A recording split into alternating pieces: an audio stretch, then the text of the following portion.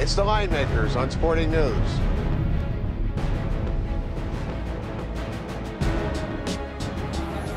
Sunday afternoon basketball. Welcome to the Linemakers on Sporting News. I'm Micah Roberts with Rick Aaron. Rick, we're looking at the Warriors are 1-point favorite, total 199, Game 4 against the San Antonio Spurs. Spurs came out huge in Game 3. Tony Parker huge. What do you think we're going to see here in Game 4? Well, Tony Parker was huge. Like, it was 25 in the first half, 32 for the game. Spurs were up 9 at the half. They were up 10 at the end of 3. Warriors started the fourth quarter on a 9-0 run, cut it to 79-78.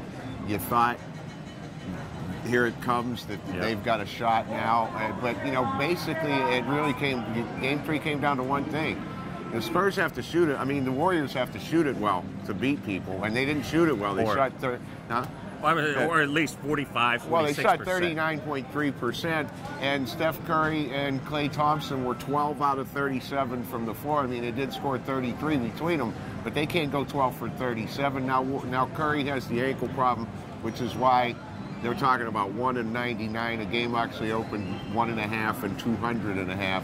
They're saying right now Curry be a game-time decision. He looked pretty gimpy out there. I don't know if he was doing it for drama or whatever, but it did seem to affect him. He told the coaches to stay away, stayed in the game, showed a lot of heart in that situation.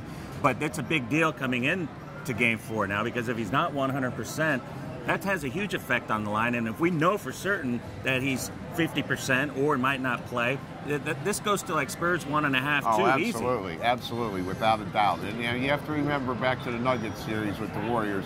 Curry took the pain-killing injection for the first time in his career. That was the game he had 22 in the third quarter. Real hurt. But so I expect him to play. He's a tough kid. I think if that's what the situation is, he'll take the injection again. I expect him to play. I expect the Warriors to play real well. Now, it's not a matter of him just missing shots. The Spurs have devised a plan with Danny Green on him and is doing an outstanding job. I think Curry's only made 3 shots out of 16 or 17 in the last 2 games when Green's on him. Curry's getting his looks, but he's got a big hand in his face every time. Well, yeah, and they're putting bigger guys. If they're not going with Green, they're going with Kawhi Leonard on him. So they're putting bigger guys on him. But that's what opened things up for Klay Thompson in Game 2, and then he went 7 out of 20 from the floor in Game 3. It's basically a pick-em game, Mike. I'm not looking for the Spurs to win 2 in a row on this floor. As long as Curry plays, I like the Warriors, and I like the game over again. Well, even though the last 2 went under. They did, and they were right there. Jarrett Jack could have made a huge difference at the end of the game, had a couple a key turnover and a bad air ball 3-point shot. I don't know what he was thinking in that spot there. But you do have something going in your favor here if you like the Warriors.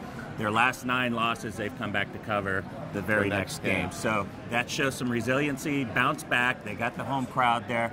And the Spurs had to play their absolute best in Game 3 with Parker scoring all those points, shooting 50%, doing well from, well, not too well from 3-point land, rebounding well, though. And Jarrett Jack was right there with the opportunity to come close to tying a game or bringing it a lot closer than it ended up. Probably the worst game the Warriors have played in this playoffs, and they still had a chance to win. Yes. You got to like their chances in Game 4, but only if Curry plays. All right, there you go. We like the Warriors. If Curry plays, be sure to check the status before game time. Thanks for watching.